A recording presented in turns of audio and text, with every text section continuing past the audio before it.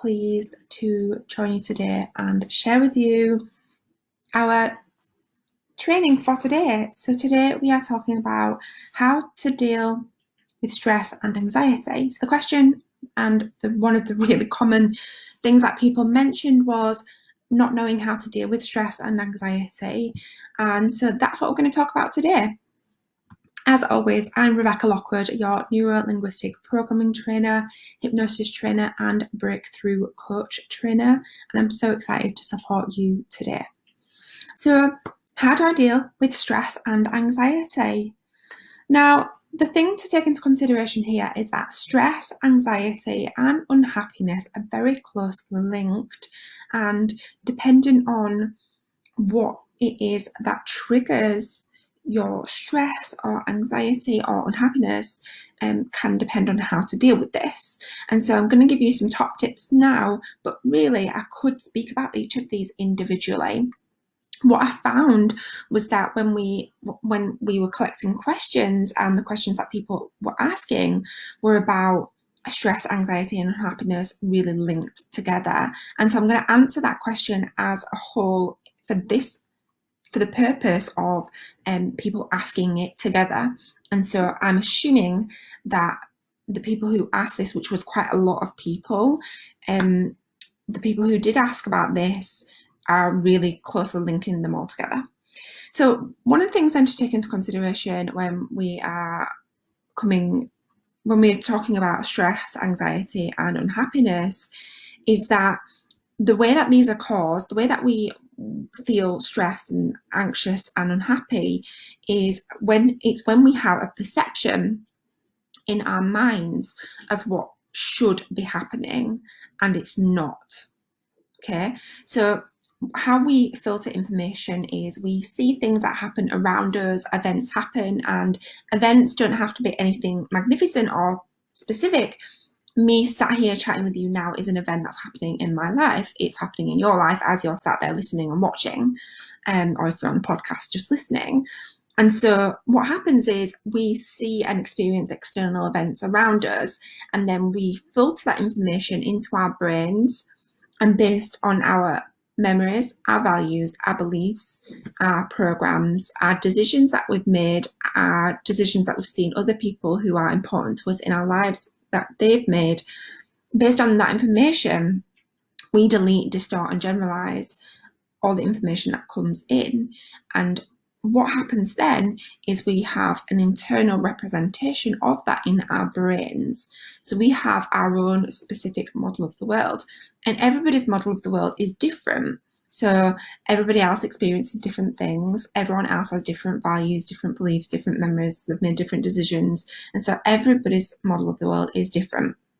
So what happens is we create this internal representation in our brains, which could be an image, could be a movie. It might not be visual, but subconsciously you will pick up on images and internal representations. So whether you're consciously aware of it or not, it is still happening. That's how your brain works. What happens from that internal representation is we project that out into the world, which creates our behaviours and the outcomes.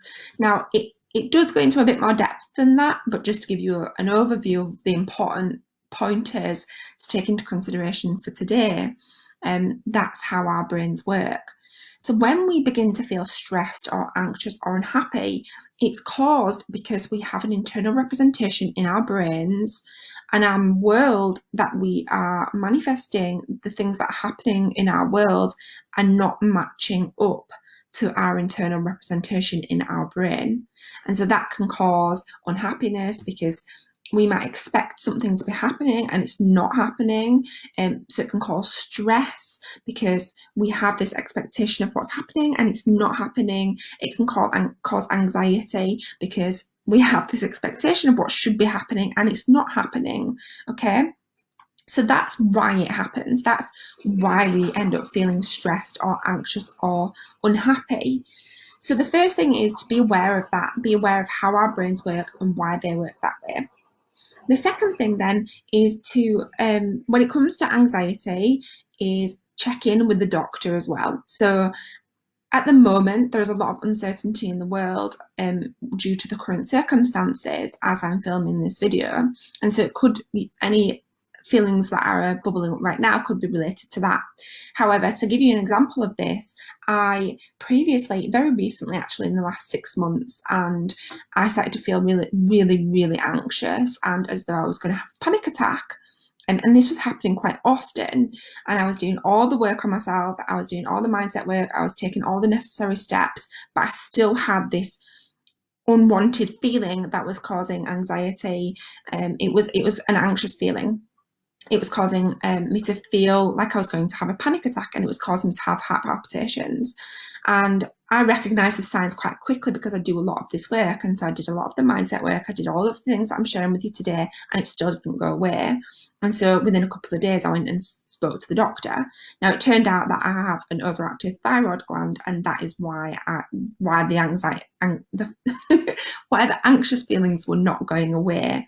And so that's always something to take into consideration when it comes to feeling anxious, or feeling as though you may have a lot of, some people might feel like blocked energy or anxious or anxiety or panic attack.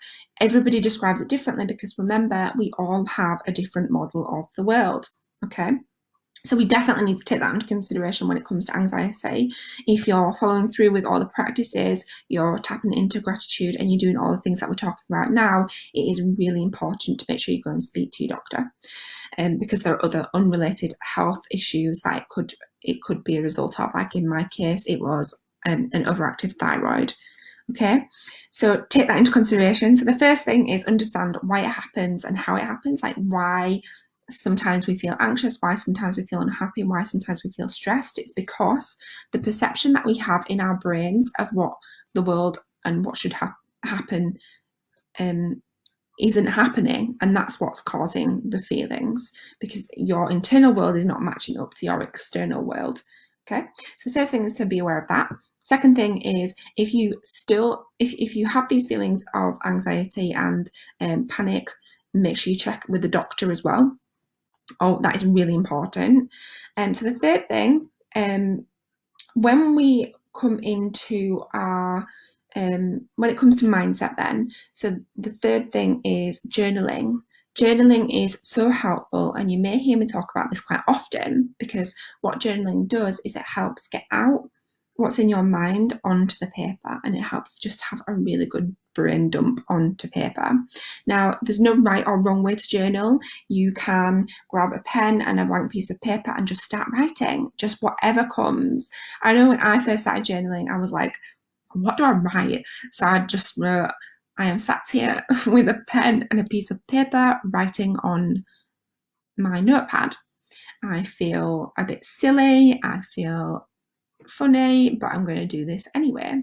And so it's just write whatever comes. There is no right or wrong way to do it. You don't have to read it back if you don't want to.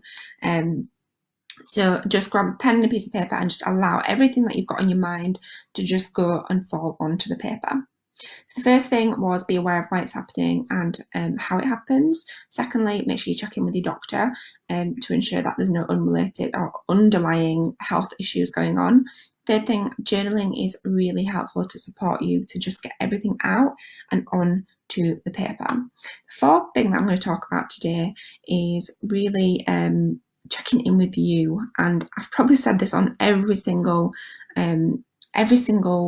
video and podcast that I've done this week, because it is so important to just, as simple as placing your hand on your heart and feeling your heart beating, and just check in with yourself and feel grateful for your heart beating.